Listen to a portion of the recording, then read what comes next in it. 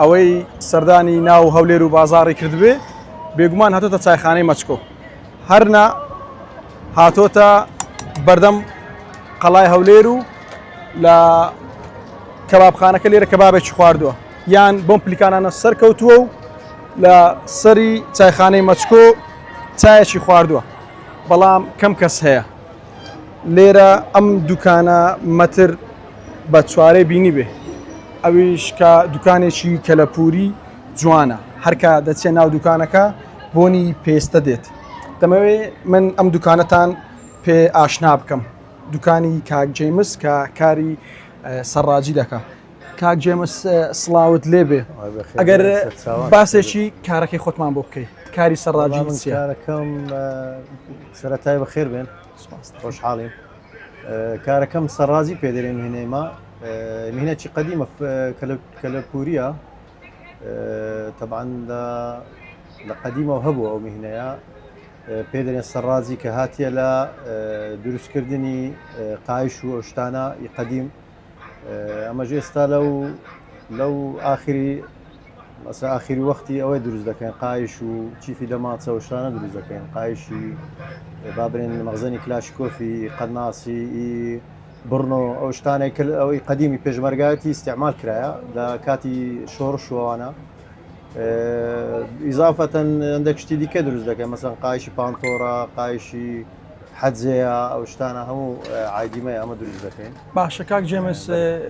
تۆ چۆن دەستت پێ کرد ساڵی چەند بوو ئەگە بە کورتی بۆم باس بکەیت ئەمن لە ساڵی تقریبا 85 بوو لە کەنمێردی پلکەمیشم دەکرد گچکە بووم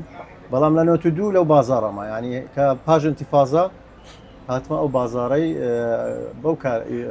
قالی ئەو کارە 33 ساڵە جەنابەت لێرە ئیش دەکەی چۆن هەر میشت کرد چۆن نەت گۆڕیەوەی شەکەت وەڵاهی ئەم بەنسبەتی خۆم ئیشەکەم زۆر خۆش دەوێت ینی مهینەکی فەنیە بەخۆم حەزم لێ ینی هەر ئەوی شەی بکەم بەڕاستی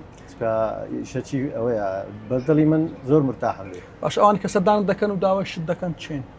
وڵایەوە سەردانمان دەکەن زیاتر پێشمەرگە بوون یعنی وەختی خۆی پاژ ئینتیفازای پێشمەرگاتە ناو هەولێر و ناو کوردستان ینی الحەمدوللا زیاتر پێشمەرگە بوون ئێستا مەسەلەن زیاتر لە شوڕتە و لە ئاسایش و لە بۆ ئەزنەبیەکانی ژیش دەکەن لە بۆوانی قواتی تەحالفوانە ئەڵمانی دێن فەڕەنسی دێن ئەمریکیەکان دێن بۆیانیش دەکەن باشە ئەو پێستانێک کە هەتە ئەو پێستانە چین لە کوێ دەیانهێنن ئەو پیستانەمە هەمووی حیوانیە ئەنواع پیستەمانە بزنمان هەیە مەڕمان هەیە چێلمان هەیە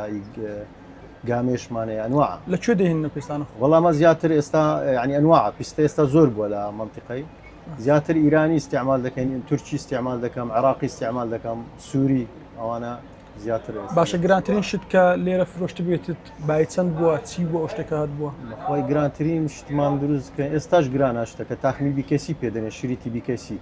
ئەویان گرانیتی لە ناو دەکەی چەندەوە تقریبا دەوری 300 و 350,000 ئەوها ڕادەویست باش ئەی خەڵک نایە بۆ جانتا دروستکردن یان بۆ شتێکی جوان قایشی پشت و ئەوانە زۆر شتن مەسیلەکان دێن لە بۆ ئەفلام وشتیوە داوا دەکەن کۆرات دروست دەکەین لە بۆ ئەفلامی قەدیم یعنی ئەوانی قەدیمەکان ئەوان دێن داوای ئەوان داوای شتی غەریب دەکەن چکە شتانە اختصاسە بەیشیمە باشە کاک جێمس هەوڵت نەداوە منداڵێکی خۆت یان کەسێکی نزیکت فێرە و ئیشە بکەیت وەڵی بنسبەتی منداڵم ناوەڵی چکەوان مەکتەب وشتیوە بڕەکشە سەرقالی ئەو شتەنە بەڵام برایەکانم دوو برام لەگەر بوون بەڵام یەکە چەند سەفەر کرد ئەوان فێر کردوون ئەمە لە دوای خۆت کەسی دیکەن ئەو ئیشە بکاتەوە وەڵی جارێ حالیان نا باشە کاک جێمزەوێت هەر لەسەر وشە بەردەوام بیان نیەتی گۆڕینەتەیە وەڵی هیچ گۆڕی نیەتم نیە چکەم ویشەکەم زۆر خۆش دەوێت یعنی بخۆم بە شتێکی کە دروست دەکەم پێم بەدڵم خۆشە زۆر بەس لەبەرەوەی هیچ نیەتم نییە بگۆڕم دەستەکان هەر لەو ئیشەی دەچینە هەتا خوا عمرم بداتێت خی گەورە تەمەندرێشتکە زۆر سپاس